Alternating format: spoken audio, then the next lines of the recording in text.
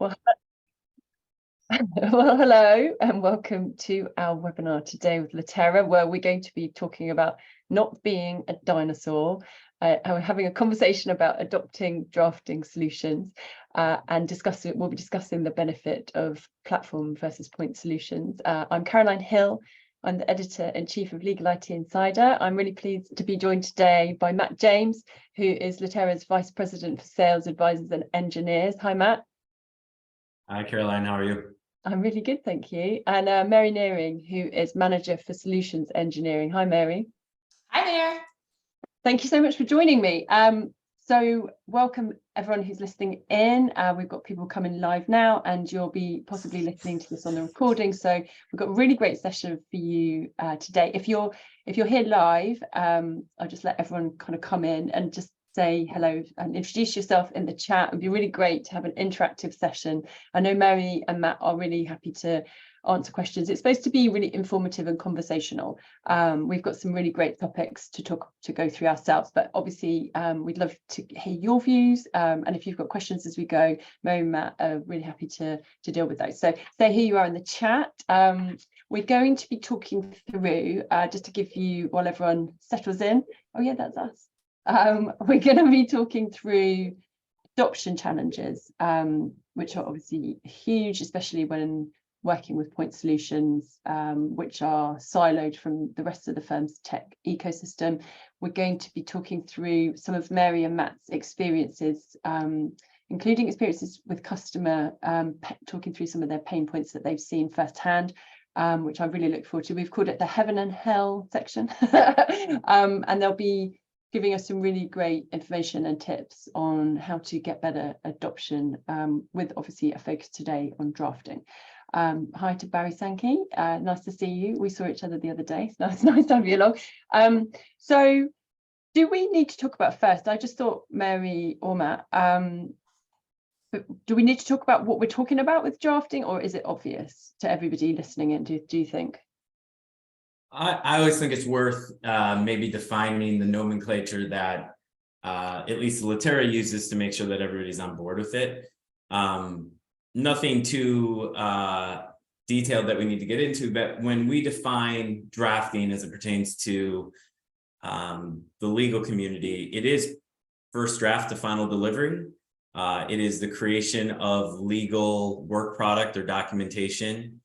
And a lot of what we'll probably discuss today has the dependency and the assumption that you are using, the Microsoft Office suite, primarily Microsoft Word, to create documents, usually from a variety of sources, to produce what is going to be delivered to the courts, to your clients, up the ladder, out the door. So that's really how we define drafting, maybe separate from the whole architectural aspect to it that you may be thinking for a different industry. Thank you. I do always think it's worth it, because it's be depressing to get to the end and then everyone's had a kind of different idea of what we're talking about.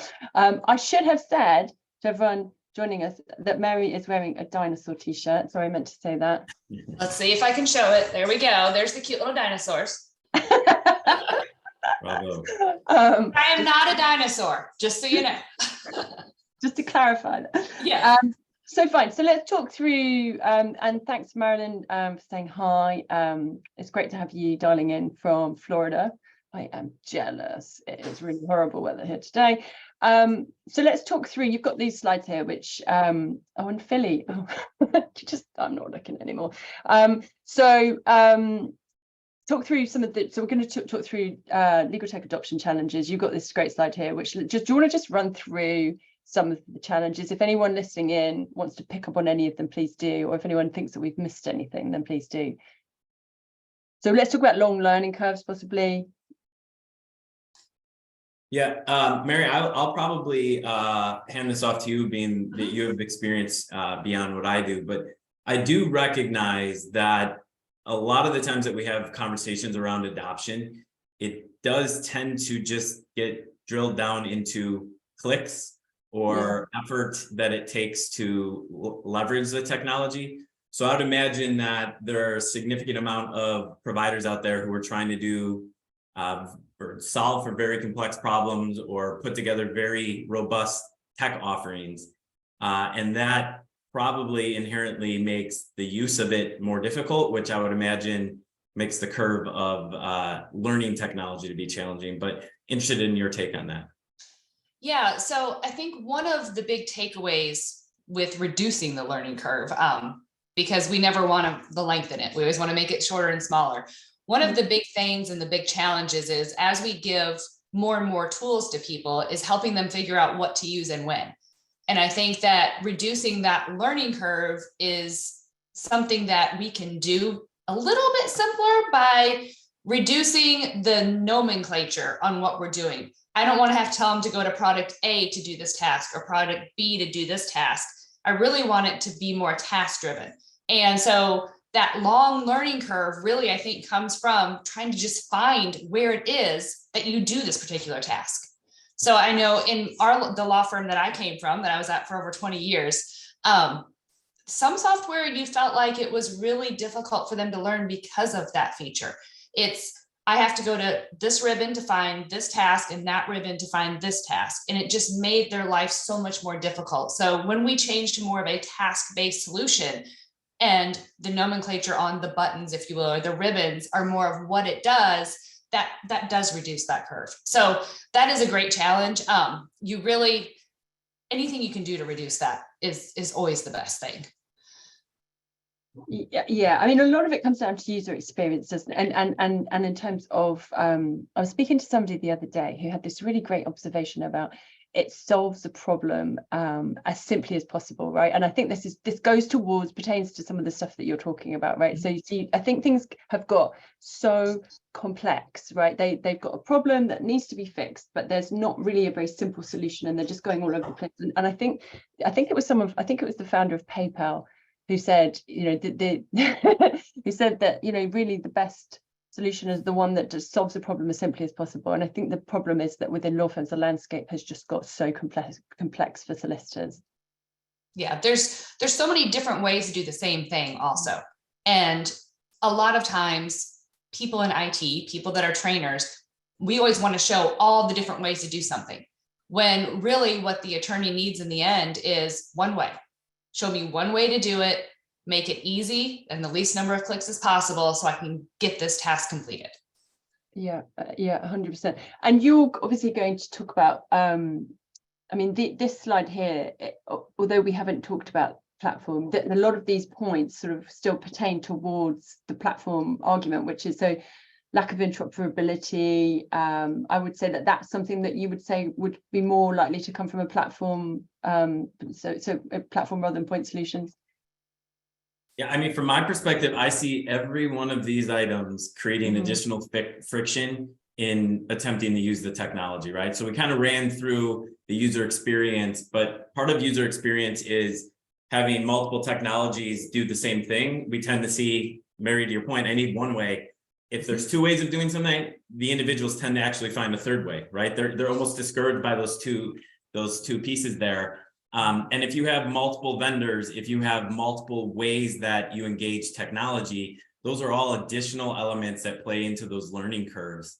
And if there isn't a simple and easy way to accomplish it, or a standard kind of in the way that you would expect technology to work, it becomes challenging. We recently saw a stat that said there are upwards of 7,000 legal tech vendors in the market. And I can't imagine that they're all in agreement on one way to provide a user experience to their users. So I think we need to be cognizant of the fact that there are a variety of different ways to engage technology. And if it steers away from how someone inherently expects to use it or how it works, maybe potentially on their mobile device, those are all just additional friction points. What does this point, and before we move on to the next sort of area of discussion, what does level of vendor support mean to you? As someone who worked in support for a period of time, I know that one of the most discouraging comments that I've received is vendors pointing fingers at one another instead of recognizing that there's a mutual customer that we need to solve a problem for.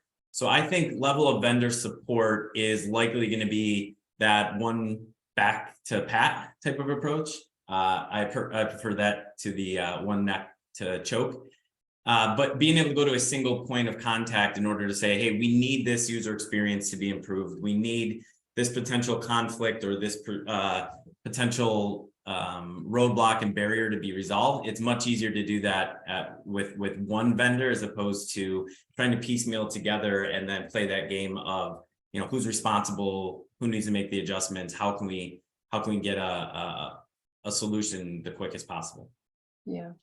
And that kind of ties into the availability of the IT and adoption resources as well, because by having one way of doing things instead of 10 different ways of doing the same thing, you're going to reduce that impact on your IT team. Anytime you can install one product instead of 3 or 4, that is just over the top happy for that IT team, if you will, because it just reduces the overhead on them. Same with adoption. You don't want to have trainers and adoption resources going out and doing 3 different things when they can just focus on one. So I think that by consolidating some of these things, we do really make not only the attorney and the staff's lives easier, but also your IT and your trainers. Yeah, we're going to have some questions on that, and actually it's interesting with the implementation. So one of the things that I've heard firms struggling with is with regard to implementation partners, because obviously you're going to not a lot of partners don't, you know, they're starting to try and deal with multiple vendors, but it creates a real complex picture when you've got an implementation partner you're trying to work with them. They're having to deal with loads of different vendors. It does create complexity. Okay, fine. So should we move on to the next slide, Matt? Do you want to, or is there anything else that we wanted to discuss on this? No, the one piece that I think will actually be continuity that we can carry throughout this this webinar is that previous slide to me is all about empathy, right? I recognize that change is difficult. I recognize adoption is difficult. I know that it can be a very lonely feeling too, when you feel that you are pushing for driving adoption of technology inside of the firm. And in fact, many of the practice innovation teams that I speak with are still struggling to identify what the success metrics are, right? So I think it's definitely something that we are aware of, the challenge and difficult nature of getting dinosaurs to maybe embrace technology, and that for me, it does need to be a same side of the table approach. It has to be customer and provider working together to solve that adoption problem versus kind of pointing the fingers at one another or relying on the other to do that solely. And I think that we can learn a lot, and hopefully some of the stories that we share today help push for that direction. Is it dinosaurs? Do you think that's the key? Is it because we are I hope not me, but us here, but are we dinosaurs? Is that the issue, do you think? I think we are very slow to change. Yeah. I think that, and I don't feel like it's just the legal industry. I think any industry where you've had people doing the same type of job and things haven't, law is still law, legal is still legal. But how we do these things has changed, but the basis of everything is still the same. And so I think that in any industry where that basis is still the same, it's hard for people to change. Yeah. And we're still in the instant gratification stage of the world, right? Like if you don't get value immediately, it's very challenging. The dinosaur stuff for me does tend to be something that's commonly referenced, which is that we have people who have been successful for years, so why would they change their ways? There was a lot of excitement, I know, about younger generations coming in, and then I tend to hear that they're not tech savvy either. They may know how to do things on their mobile device or with social media apps, but they aren't using the technology that is as required inside of a law firm, right? So it's almost like we jumped over what we were hoping to kind of be that middle ground. And just with the way that the world works and instant gratification, if it's not simple and easy, it becomes pretty challenging. And I think the dinosaur side of us is I don't want to go down that path. Do you know what, we're going to be tricky to get on? So I don't know, for the person that just made the question, it's only for the host and panelists. If you want to make it to everyone, then I can address it publicly. Otherwise, the answer is yes. We're coming on to that. We're coming on to talking. Yeah, I can say just generally, we're coming on to talk about examples of successful implementation of tools in law firms and what factors contribute. Yeah, we are going to be talking about success factors. So let's move on. So So let's talk through point solutions versus platform. I mean, you already talked about the implications of lack of adoption in terms of professionals reverting back to using their own processes. You talked about working manually, spending too much time on tasks, but talk through some of the, in terms of this slide, the points versus platform. Talk about the first bit about solving one problem versus an entire workflow, which is, I imagine, what you spend your entire life talking about. Yeah, so there are pros and cons to this, but I think this will kind of set the stage before we get into the stories that we can kind of come back on that is really backed by data. This was the hypothesis that our organization took probably 7 to 8 years ago, which was that there was a variety of good offerings in the marketplace that solve an individual problem, but they don't work in unison to help get to that final end state, right? They're not helping progress drafting forward. They're helping solve an initial problem or a problem that you may encounter. But again, to that user, they are having to learn to navigate the technology, which adds to the long learning curves. The platform or ecosystem, or however you want to choose to look at it, is really designed to help, and the next slide kind of shows the persona on that, but it's really designed to help those who are putting it in place and those who are consuming it. And in order to consume technology if there isn't a seamless experience, we hit all those friction points that we referenced. So we recognize that there are a variety of technologies, again, that do very good problem solving offerings and capabilities. But when we think about it in the sense of the task that's looking to be accomplished, many of them don't help you progress, to that end point. And I think that's kind of how we've identified the differences here. I'd also say in successful approaches, we've all heard of the snowflake type of like environment and image, right? Everyone's got a different image. It's very difficult from an overhead perspective. Someone once told me, I hear that, but even snowflakes have patterns. And I think it's a great point in the fact that if you can establish an ecosystem or a platform of technology that is the standard, you can still layer in point solutions on top of that for user specific needs or practice specific needs. If you do it the other way around, you really lose the ability to say, this is the standard of how we do it here at our firm, which I think directly conflicts with the goal of adoption, which is kind of this crowdsourcing of everybody is doing this to better themselves and their practice. So I think it's a slight nuance, but shifting from having a standard and then applying point solutions versus trying to build a standard through point solutions. And I'm probably just going to jump ahead because I think, Mary, as we get into this, we're going to be able to kind of speak to the benefits that are associated with consuming technology in kind of a single method of delivery. Yeah, and I mean, this is kind of going back to what I was speaking about at the beginning with not knowing where to go for what feature. If we consolidate and we put everything, let's say, on one ribbon or two ribbons, it's a lot easier for people to find. So like you were just talking about, it's that whole avoiding going into different places and having different things. And from the IT standpoint, we want our lives to be easier. And I'm saying we, because I was former IT, but we want our lives to be easier, but we also have to serve our customers, and our customers are the attorneys and the staff of the firm.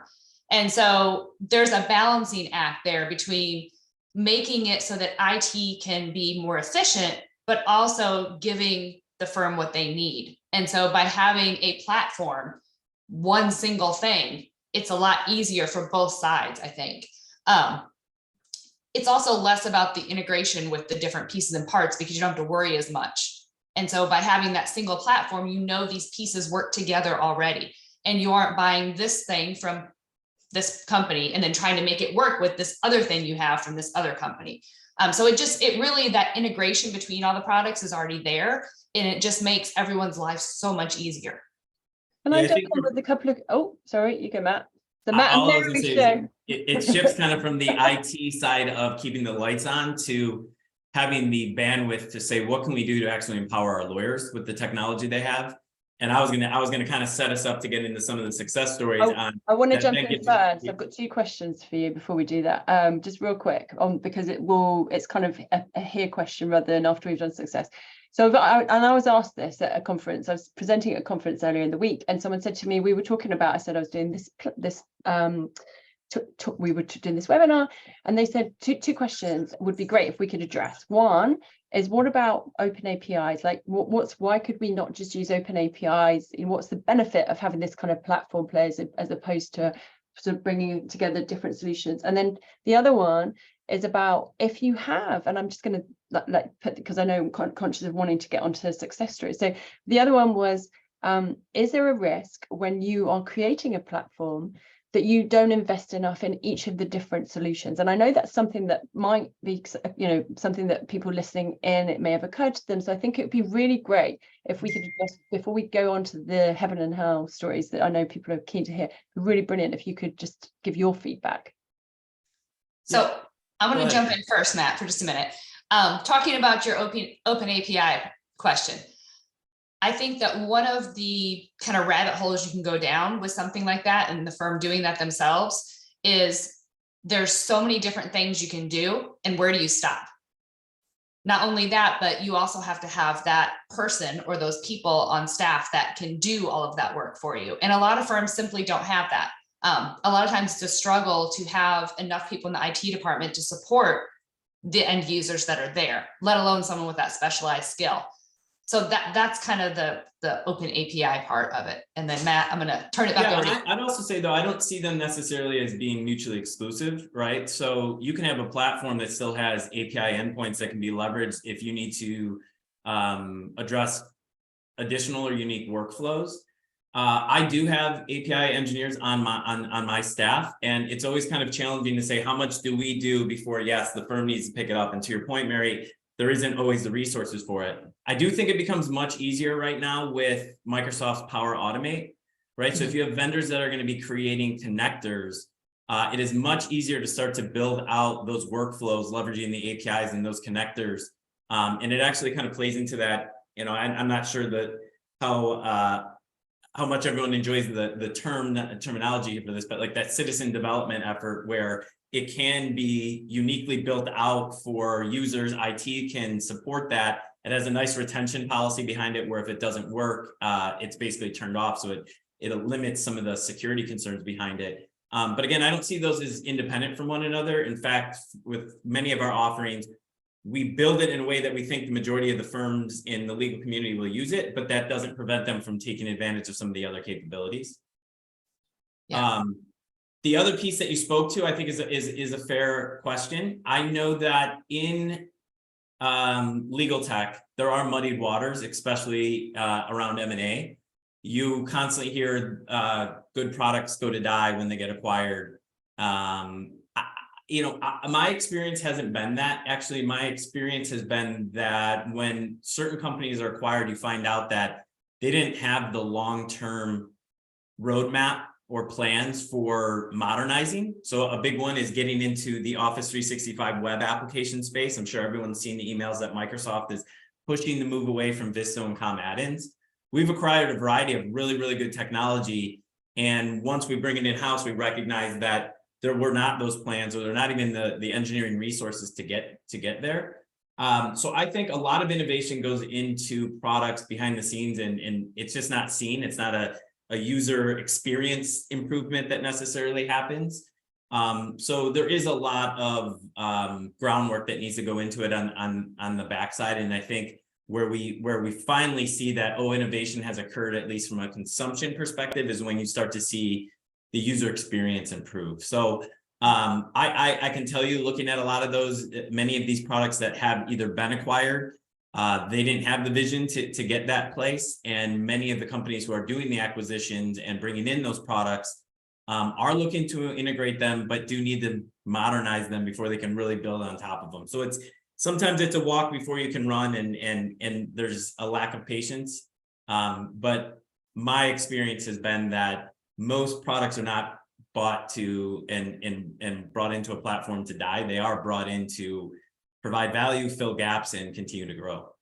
Well, and then you have the whole integration between the products. When they're separate companies, it's more difficult to work together. Whereas if everything is in-house, now you've got everyone on the same page, and that integration can really become more I don't want to say more integrated, that's not great, but you know what I'm trying to say at that point. And actually working with Microsoft, like the legal sector, obviously we are not huge compared to some of its other verticals, but actually the bigger players tend to be more on Microsoft's radar, I think is probably a fair point in terms of actually working and developing and hello on the radar. Okay, fine. Let's go to stories from heaven and hell. So let's talk about, did you want to talk about anything else? I think we've I'm going to give us a little bit of real estate back since this is more of a conversation. I love that. You know, I'm not really a slide person.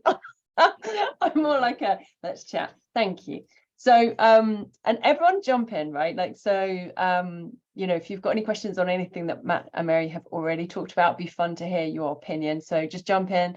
But we're going to talk about, I know you really want to hear about some adoption stories. So this is just an open conversation. So do you want to talk about both of you, perhaps? I know that let's make sure we're addressing what we were actually asked to do. So share, and can you please share an example, both of you, of a successful implementation, I can't speak, of legal technology tools in law firms and what factors contributed to their success? I think let's start with that, and then maybe we can have a bit of fun and talk about a disaster. All right, Go ahead, Matt, you want me to go first? Yeah. Okay.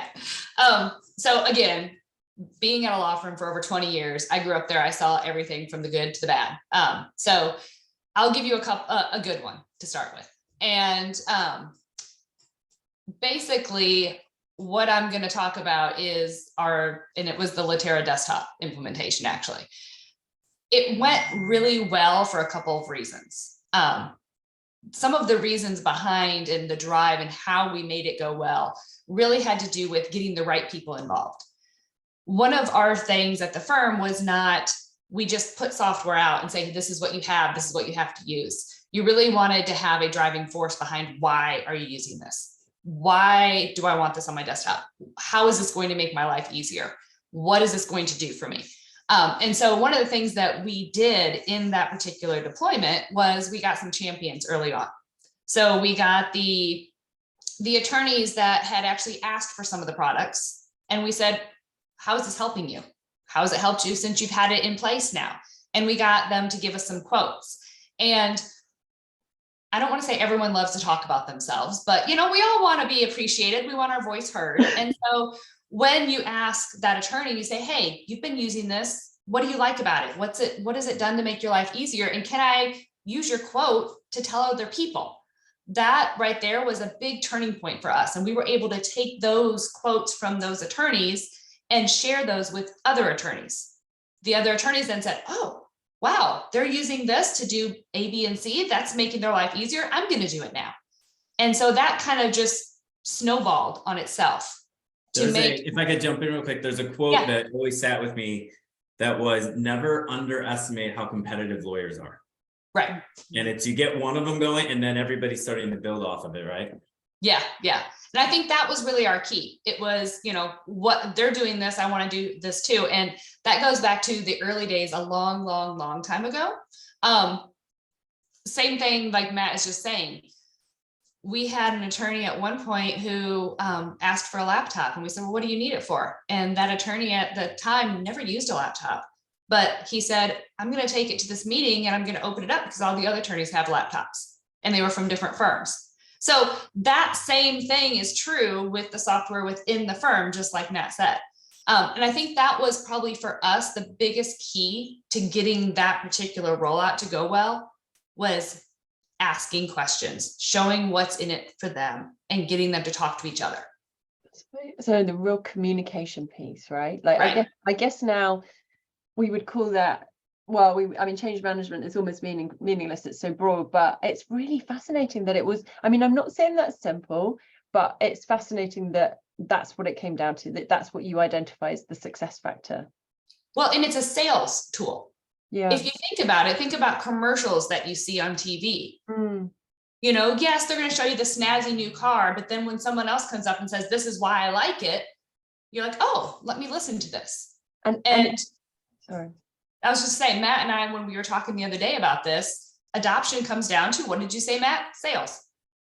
In the end, it's all selling the tool to the customer. And that is about understanding the psychology, right? Because you hit upon the, you know, so why is sales success? Because they do a lot of work around what makes people buy, what makes people behave the way that they do, right? That's what they spend their life doing, analyzing. I guess maybe we don't spend enough time maybe sort of really analyzing, you know, or maybe you do, but you know, what makes lawyers, you know, what makes them tick. And some of the most interesting talks I've ever done have been around exactly that. And lawyers are, they're quite, you know, different to many people, right? Very sort of stubborn and you know, resistant to change, but very competitive. So I really like that. We've got a question. So any suggestions on how to convince users to adopt a new platform and invest time in learning how to use it effectively, particularly if users have existing workflows and tools they prefer?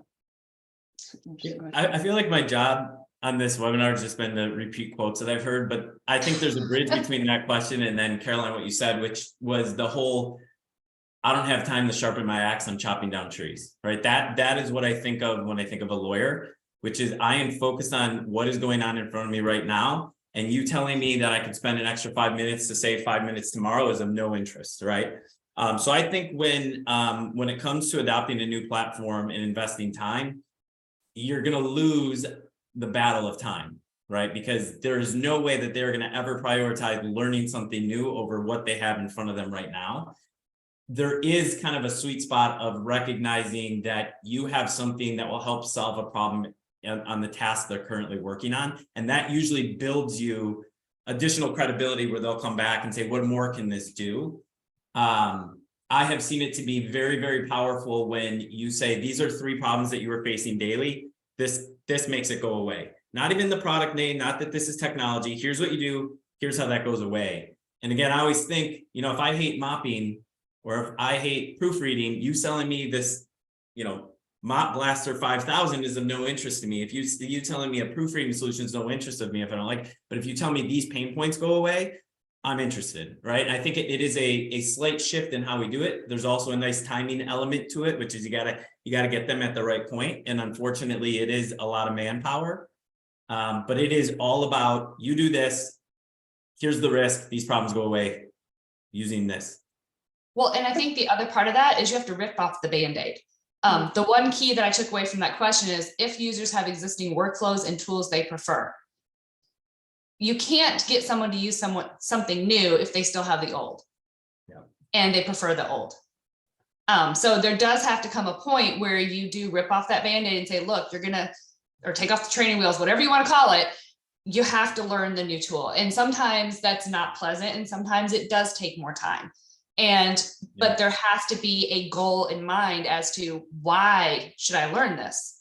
In the end, it might save me 3 hours. Go ahead. And we've talked about it. There is an argument for methodically adding in capabilities versus doing the full-blown like type of platform offering. But you know, this isn't a specific success story, but I can't tell you the amount of customers who've told me that the reduction of choice, like when the pandemic hit, just the fact that they had to act and we didn't give everybody the opportunity to have their preference and their feedback on things, just the ability to act allowed us to move forward, right? And everybody recognized we need to do this. It's a standard.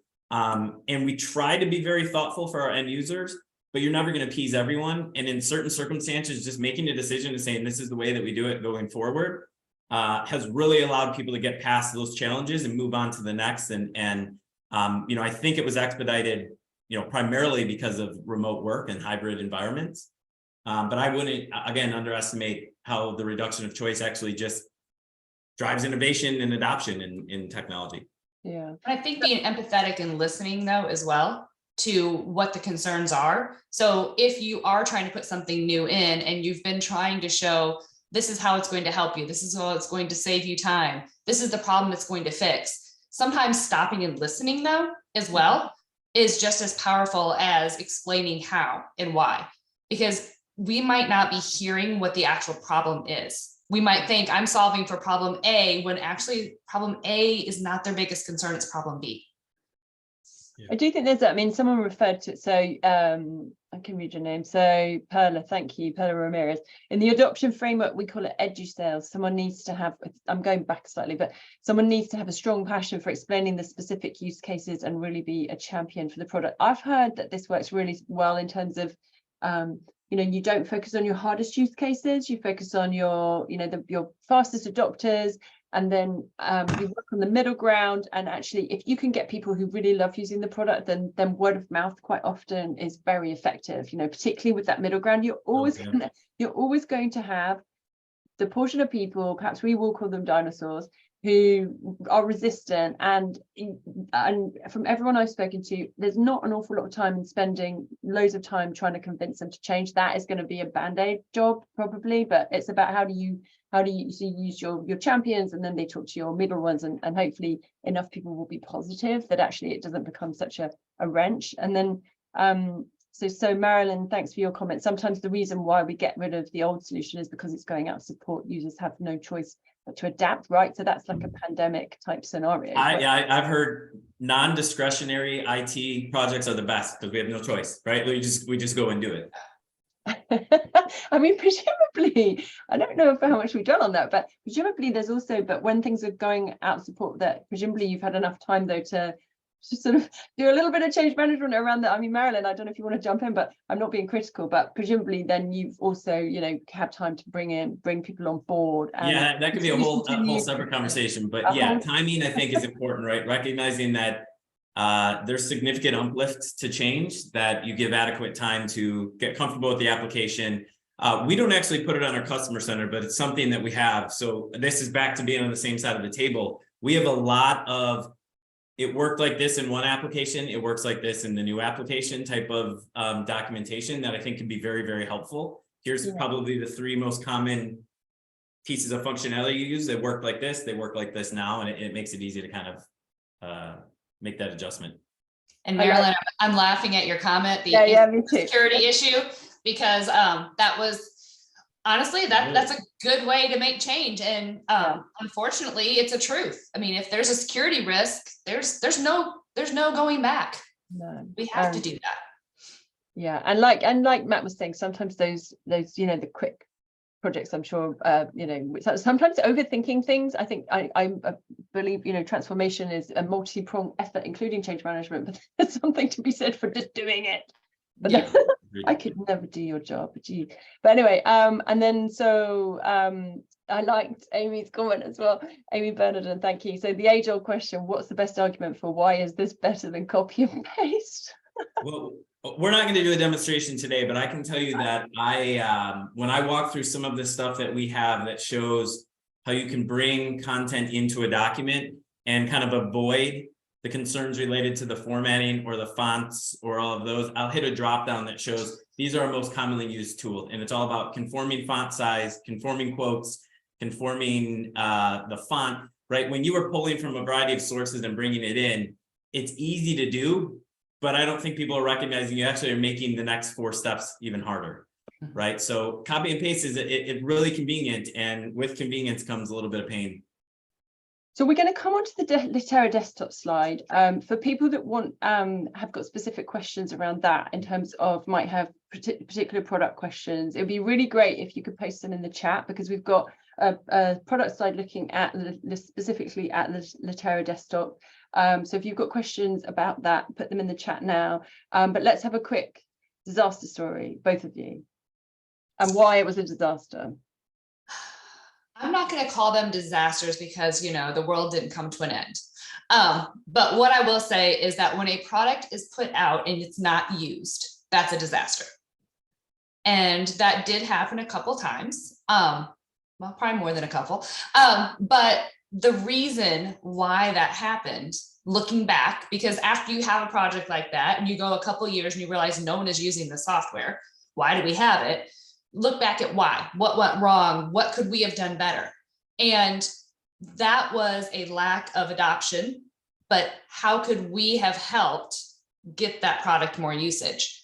I think a lot of the problems with the lack of adoption in our case for the 2 products that I'm thinking of stemmed around having champions. And you can't just tell people, tell people, tell people. Again, you have to show them. How does this help me? How does this make my life easier? It's the whole what's in it for me thing that you hear about all the time. And it's not so much as telling them what's in it for them, it's showing them. And it's having those other people to say, yes, I'm doing it this way. It's helped me do this. And without that, projects can just fizzle out. There also has to be a need for it, because if you're putting a product in that doesn't help with anything, it doesn't do anything that's going to make someone's life easier, then you're just wasting your time. Couldn't agree more, actually. I've got one quick question, but I'm going to go to Matt first. So Matt, disaster? Yeah, I mean, I don't have one particular, but I would say the ones that we see fail are always where we just purely rely on the hope for organic growth, and we don't take advantage of the tools that we have in front of us. So for example, our tech offerings all have usage data. I could tell you, if you're willing to work with us, who your top users are. I can tell you what features they're using. I can tell you how that compares to firms of similar size, footprint, practice, geographical region.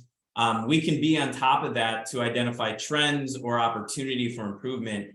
It's when we don't need the help and we're going to deploy something and then we don't actually put a program behind it, that I feel those are the ones that don't tend to take off as they should. And I boil it down to, we have a variety of tools and capabilities and offerings at our disposal.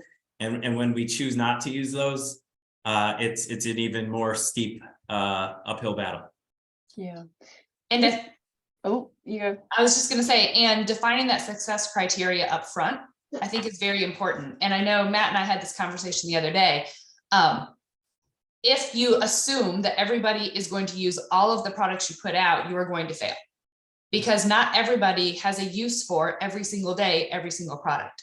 So take, for example, a tool that creates a table of authorities.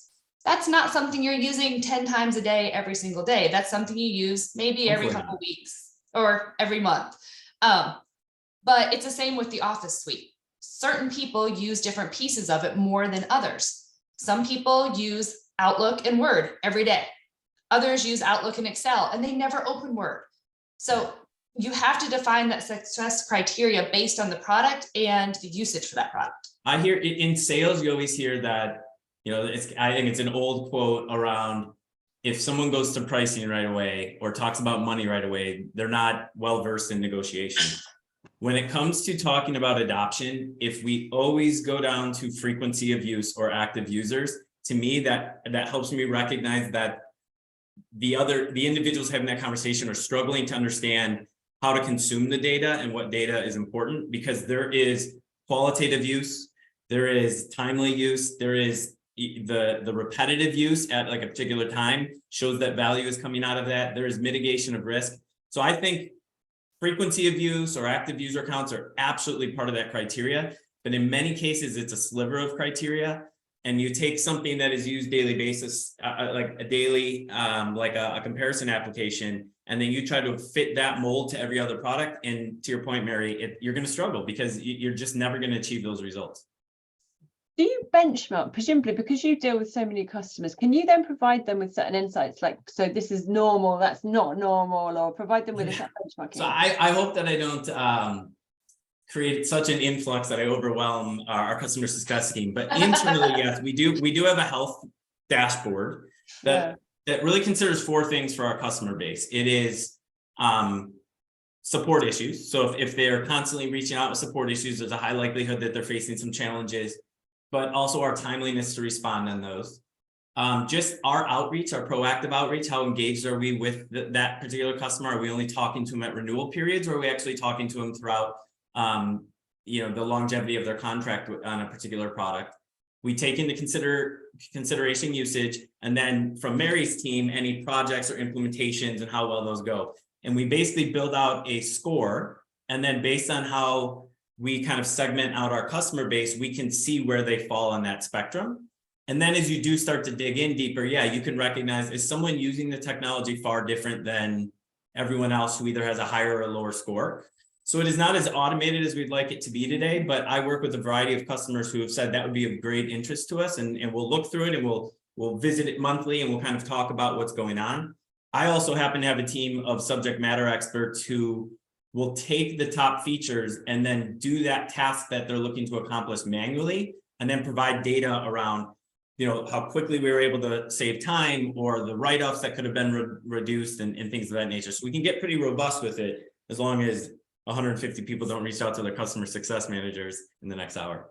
And that's also a good thing with adoption. So the one thing, I talked about the attorneys sharing their quotes during our adoption of Litera Desktop, but the other thing was staff that actually utilized the products. I had one particular person that said, hey, it used to take me X number of hours to do this task, and now it's taking me this many minutes. That is a huge win for me. And so sharing that out with other people and starting to evangelize that actually got more usage for that piece of the product as well.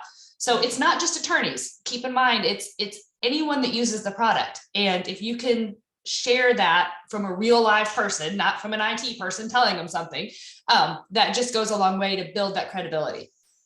Caroline, can I also jump back real quick? I feel like this part of the conversation, we truly went down this path of, because some of the questions in here, which were great, is how do you convince someone to use the technology? Mary, you brought up a while back that a lot of the times it's also helping them know what is available to them or where it exists. So I didn't get to say it, but one success story of a firm that we're working with right now, and I won't name it, I don't want to share secret sauce, but they built basically a front-end website, which is a search, an internal search where they can search for what do we have, what is available. If I want to proofread, what is available.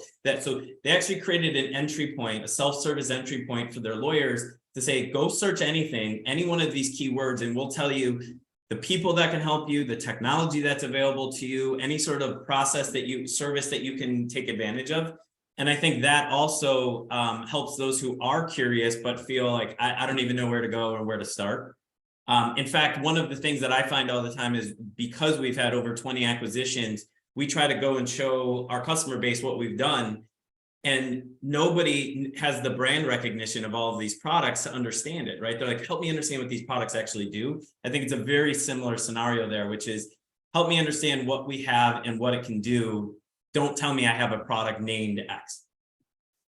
Well, and for something that's used very rarely as well, people don't know what they have. And so that's a great tool. But if you don't have a search, then some type of little tidbit of reminders going out is also helpful. So if that's someone from your training department or your internal marketing department doing a, hey, did you know you can do this? Mm-hmm. Going back to your proofreading with your conforming the font, for example. Hey, do you copy and paste things from the web or from outside sources and they look different? Did you know you can click this button to fix it?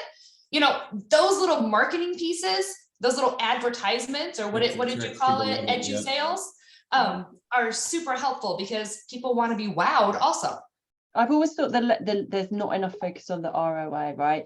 Like whatever that might be. And I know sometimes it's really hard to measure. Sometimes, and with innovation, you don't want to go, right, well, if I can't show ROI, it's not worth it. That, but with things like this, where there's is measurable ROI, I think that needs to be shared more. It's very compelling. One thing I was going to ask you real quick, I think we need to probably, I was being naughty, Matt, I was saying I know which firm it is. I was posting that in the chat. Obviously it's the secret. And I think it's a great idea, by the way.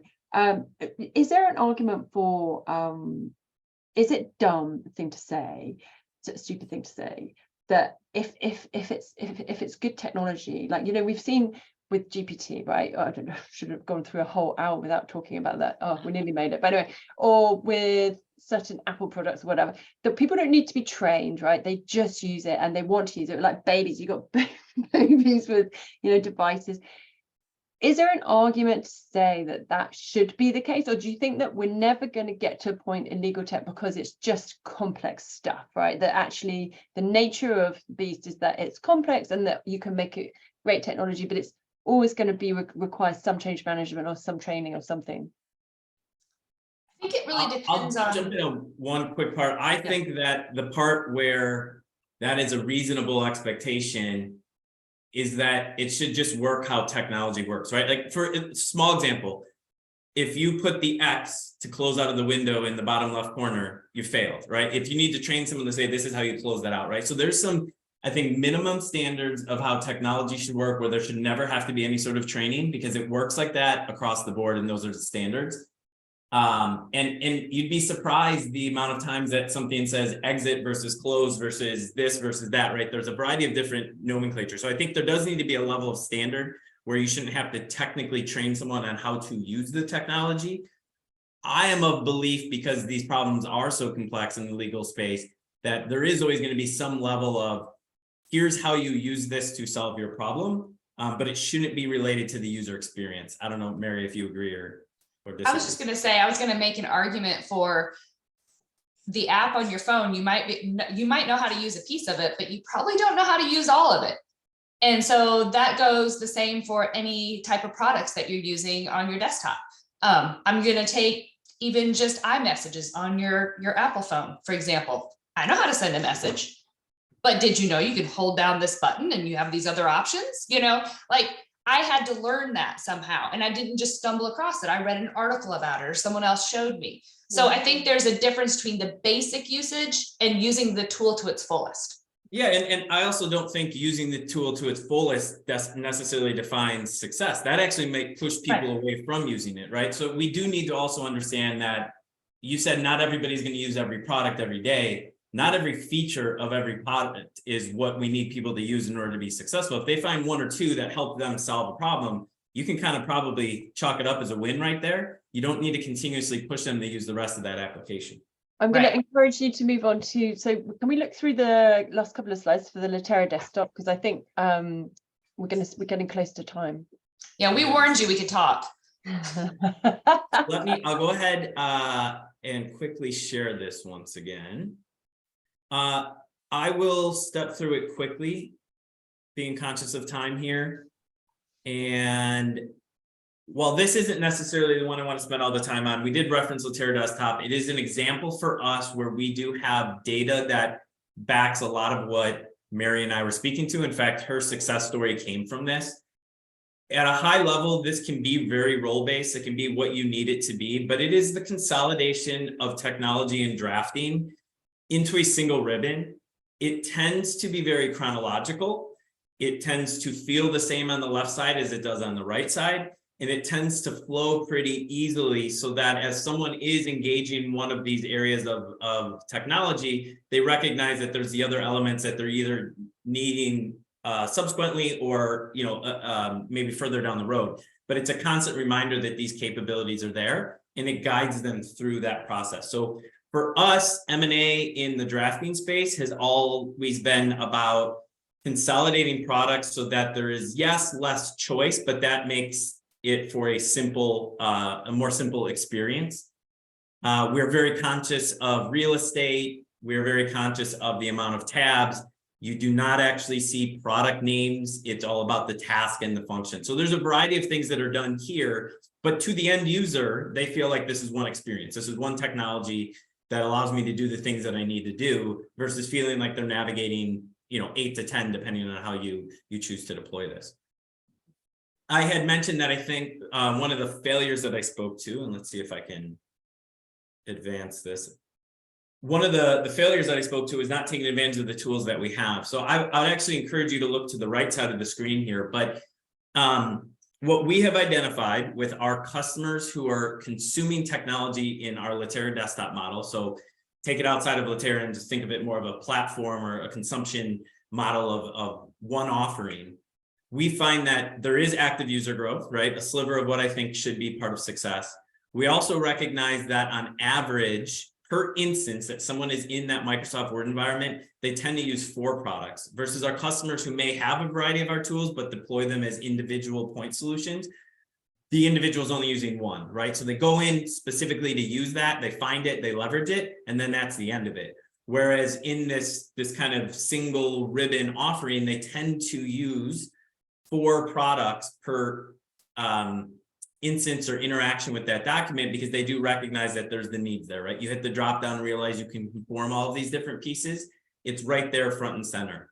And then I had talked about metrics being very difficult. For us, we do think about NPS, which is customer satisfaction, as probably one of our highest metrics.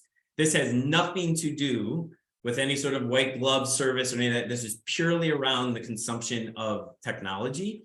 And what you can see here is on that scale from -100 to 100, we have a very good experience for customers who are using point solutions.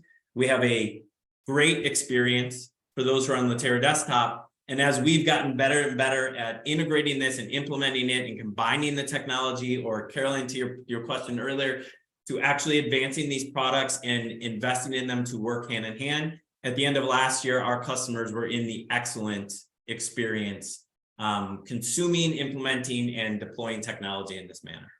Okay. Do you put that, the number of products consumed, do you put that down to kind of like a workflow or ease of access, or what do you put that down to?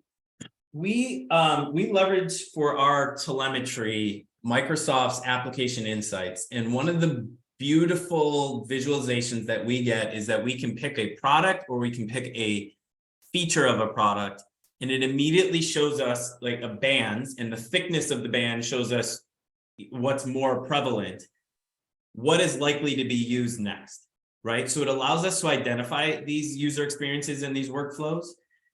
It kind of dictates the way that we grow our products and we innovate our product lines. But through that, we can see how these 4 products are being leveraged, or where there's an entry point and how they tend to expand out. And then we do try to convey that in the customer reports that we do provide, where we try to track the fact that, you know, with one document that we provide a GUID for, these were the different features or functions. So we do try to establish those workflows. We do try to educate. And again, that's part of the stuff that when we dig into some of the reporting and we maybe compare against other customers, we can recognize that, hey, you've slightly varied off of this path. Nothing's wrong with that, but that might be an opportunity for education, improvement, or you know, something more. Do you have so Amy's just said if anyone's looking to connect, I'm not going to read out your details, but you're in the process of rolling out LD. You'd love it. Do you have a user group that would be useful to share here, or not? We are I have a Teams message waiting for me where I'm asked to provide a list for a product group that we are starting. Okay. So we are taking anyone who is interested in it. And secondly, we are working pretty closely with our strategic business partners for ILTA. Yeah. And we would love not only those who love Litera and want to have an influence and an input on that, but actually some of the naysayers, right? Because sometimes they give you actual true candid feedback, and it's not always in a positive light. And I think that that's good for all involved. So if you're interested, absolutely. We are starting to establish these. And we probably will have a Litera Desktop focused one, and then also for individual products. Awesome. Well, look, I think we'll leave everyone wanting more, rather than us three will chat until everyone's gone. We'll be which I think I can see happening. But look, you've been great. Thank you. I really appreciate your input. Everyone listening in, someone's already expressed an interest in your you didn't call it a user group, but in connecting. So that's great. I'm sure when we circulate this the recording, we can also give you access to Matt and Mary. I'm sure that they're easy to find on LinkedIn though. Really appreciate your input, and thanks Matt and Mary for being so doing such a deep dive. It's been really helpful for me, and I'm sure everybody listening in. Appreciate it. It was a pleasure. Thanks for having us. Thanks, guys. All right. Bye. Bye.